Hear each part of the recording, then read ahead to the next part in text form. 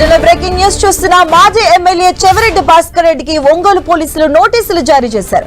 ఒంగోలులో వైసీపీ ఆవిర్భావ దినోత్సవ వేడుకలకు వచ్చిన చెవిరెడ్డి భాస్కర్ రెడ్డికి పోలీసులు నోటీసులు అందజేశారు. నోటీసులు ఇచ్చి చెవిరెడ్డి సంతకం తీసుకున్నారు పోలీసులు.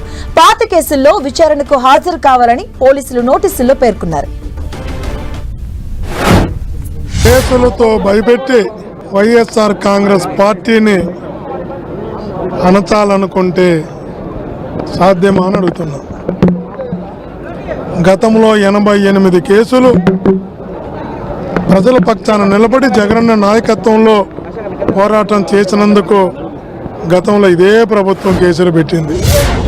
ఈరోజు 5 కేసులు, 1 కాదు 2 కాదు 5 కేసులు నాపై పెట్టి ఈరోజు నోటీసులు ఇచ్చారు.